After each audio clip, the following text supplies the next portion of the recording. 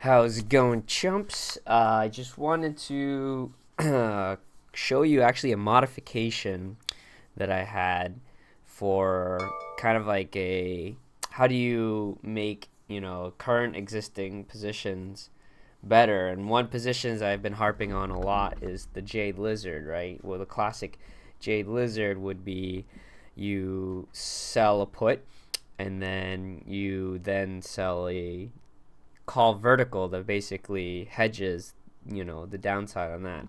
And I thought to myself, how could we potentially make the profit targets better? So, the stuff that I've been mentioning before, like the Tanuki trade and things of that nature. I've been actually trying to modify even how I do a Jade Lizard.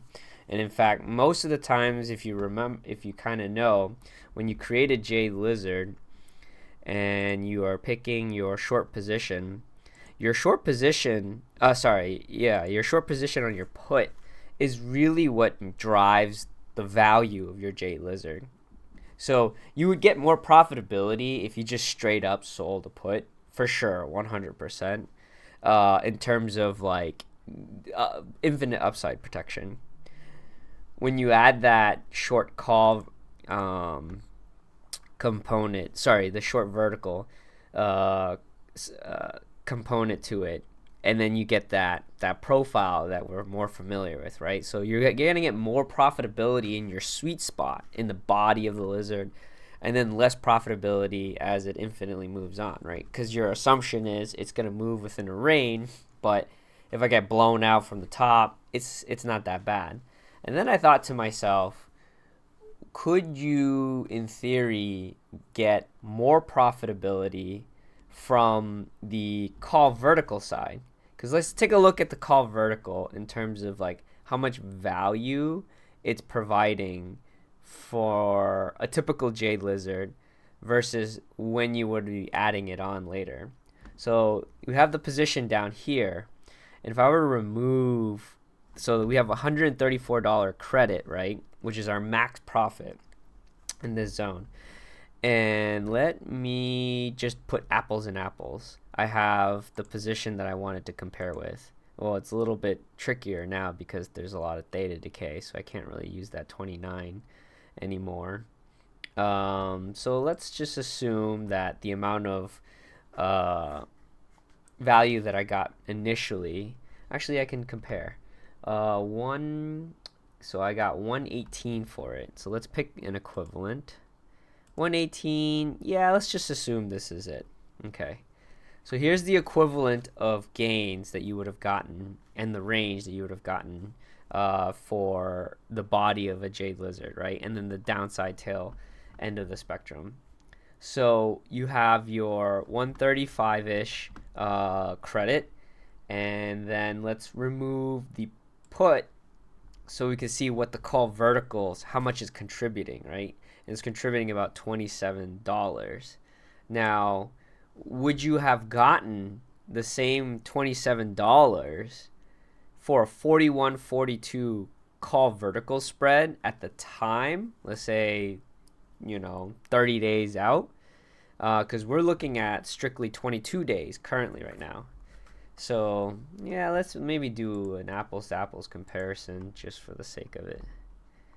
So similar thing, we want like a 118-ish put, and then let's try that 41-42 41-42 vertical spread. Hello.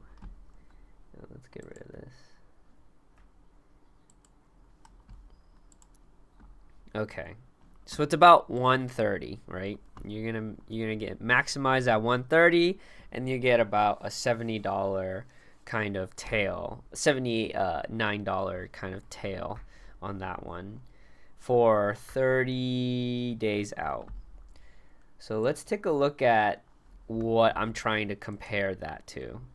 I had this straight put that was, placed straight short put that was placed 30 days ago. It's at 22 days currently right now, and Soxel right now is pretty much at a high, not all-time highs, but a high. We look at like a 6 months interval, we were pretty much reaching, a lower high from its absolute highs at 39.59 in about, let's say, a span of a month, right?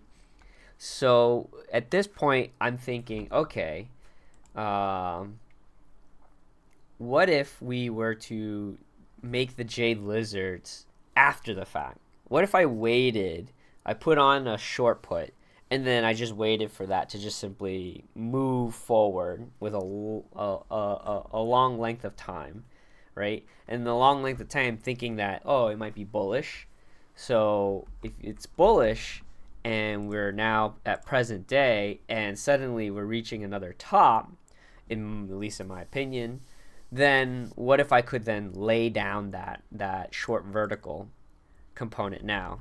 And so now, from that time when I put that put on, which was a strike price of 29.50, to where we are right now, placing the same kind of call vertical that I would have put on. Granted that this spread would be a lot less credit relative to the cost of it, so I think that's maybe the downside of this kind of strategy, is that you're giving up more of the value of the cost of the vertical spread for very little credit.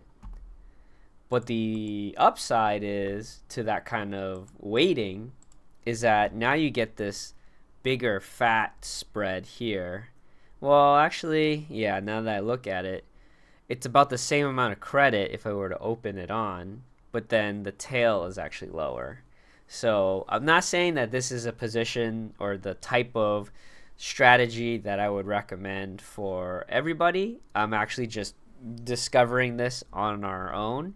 But this is kind of like the thought process of, if you just simply had a naked put, right? Naked short put, and it's just been printing, it's pretty deep in the money.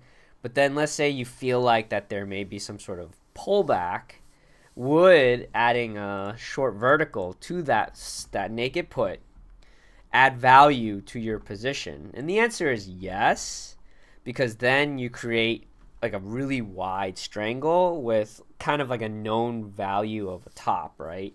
So if you feel like that the market's pushing, and there's an exhaustion point, and then you go ahead and you put your short vertical position, then now you can profit more from that put in this zone, and then your upside protection to whether or not you're right or wrong is basically this zone right here at a whopping $42-ish, right? Before just the price tag, the profitability just stagnates at $45. That's kind of sort of like the analysis of like where I think a benefit of doing that would be, is that if you feel like that you want to be able to cap upside moves because you feel like that there's going to be some sort of pullback, or we've reached some sort of top, then you can definitely do this position without really risking the original spirit of the position in itself, but maximizing it if we were able to chop somewhere in this zone. And I feel like for Soxel in general, if you look at, let's say, in the last 6 months, this is a daily chart down here, we can see that it pretty much only maxes out at around like just before 40. And remember, since Soxel is the 3x bull of SOXX, SOXX could reach all-time highs, no problem, right? And could well exceed that, no problem. But it would have to be at like a gradual move. Whereas Soxel is kind of like more like about acceleration than it is about speed. So SOXX could indefinitely creep up higher at a very slow pace, and Soxel could remain stagnant. And so trapping Soxol in these ranges is definitely one way to be able to sort of capitalize on the theta decay essentially that you'll be getting from the position. So just one of the things that I wanted to share, my findings, good or bad, right, as to how I'm experimenting with these types of positions. And, I wouldn't necessarily share anything if it wasn't worthwhile. But simultaneously, I also know that this may not be necessarily like worth it for some folks where they have a short put out and then just want to leave it. And in this case, because it's run up so much, the Tanuki trade that I had thought of before benefits better in that situation. So now I'm thinking, what if I put in the foundations of the Tanuki trade just like I would a short put? So this is what I've actually been thinking of lately, is that every time you want to lay down a bullish short put position, and you're okay with a limited kind of profitability when it comes to kind of small movements, I think this might make a lot of sense for you. So if, let's say I pick a $31 strike price in a 36-day time period, and then I would then note how much I'm receiving in credit between 119, 122, or let's just say it's going to be 120. Now I find a long call position that's within that budget. Let's say a 47 call. So remember what I talked about with similar structures of the Tanuki trade. This is just the guts of the long position. What makes the long position profitable per se in the Tanuki trade, and that is this short put and the long call in this situation. And so that dotted line right here is your short-term decaying profitability, and this would allow you to gain profitability if the move moves up. If it doesn't move up, you basically just stagnate using the profitability of that short put. And then let's say, for example, we reached a point of huge amounts of profitability here, but it's not sustained. That's when you throw in your short vertical. So yeah, I'll definitely do that trade once we reach sort of like a capitulation point, or a consolidation point rather. And then I'll make a long position again. But my thesis is that we are not going any higher, and that we're going to start to chop sideways and then potentially move down mid-February to March. That's both from a seasonality standpoint, from statistics, combined with the fact that my opinion has been for a very long time, is that commercial real estate is really going to be the catalyst behind why there's going to be some real financial woes for the economy as a whole. So yeah, so hopefully that was helpful. I know that was kind of a lot to digest, but if you have any questions, feel free to reach out to me, and I'll catch you in the next one.